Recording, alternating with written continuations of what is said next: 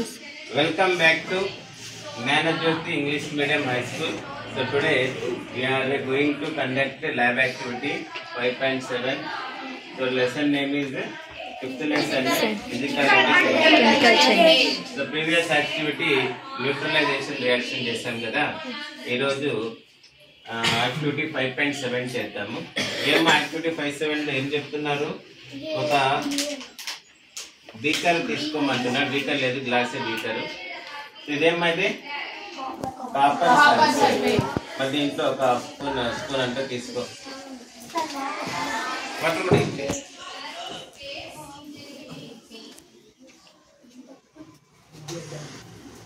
ఒక స్పూన్ అంటే ఎంత ఐడియా ఉంది కదా మీకు?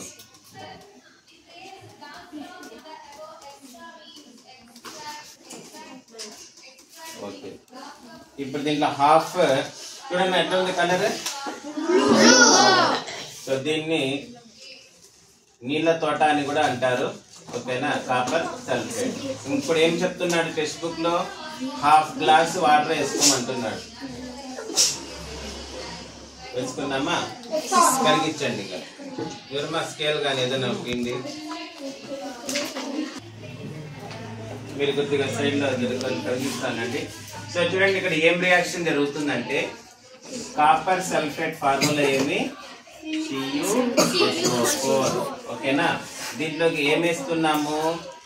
చూడండి ఐరన్ నెయిల్స్ ఉన్నాయి. అలాగే ఒక బ్లేడ్ కూడా తెచ్చారు. టెక్స్ట్ బుక్ లో బ్లేడ్ తీసుకున్నారు కాబట్టి బ్లేడ్ కూడా తీసుకొని వచ్చారు. చూడండి ఇది కూడా ఐరన్ తోనే కదా తయారవుతుంది. ఎలా ఉంది దీని కలర్? షైనీగా ఉందా? ఇప్పుడు దీన్ని మనము కాపర్ సల్ఫేట్ సొల్యూషన్ లోకి వేస్తే మీరు ఏం గమనిస్తారంటే టెక్స్ట్ బుక్ లో చూడండి రియాక్షన్ జరుగుతుంది. బ్లూ కలర్ కాపర్ సల్ఫేట్ ఏంగా మారిపోతుంది? ఎందుకు గ్రీన్ కలర్ గా మారుతుందంటే కాపర్ కన్నా iron high reactive metal. Iron ఏం చేసింది? కాపర్ సల్ఫేట్ ని రిమూవ్ చేసింది.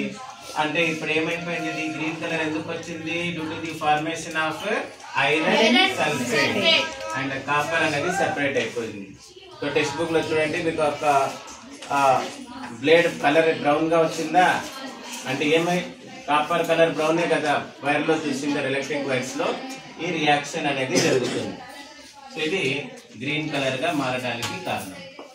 ఇప్పుడు వేద్దామా? బ్లూ కలర్ బాగా కనిపిస్తుందా? ఇంకొంచెం బ్లూ వేద్దామా?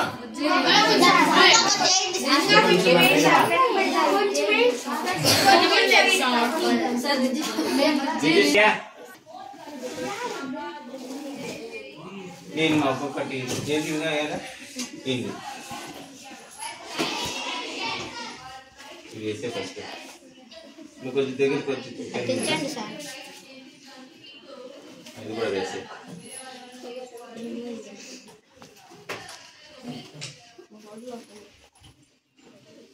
సో ఒక హాఫ్ అన్ అవర్ పెట్టేస్తే ఏమవుతుంది? మీకు రియాక్షన్ అనేది వస్తుంది. పెట్టేద్దామా?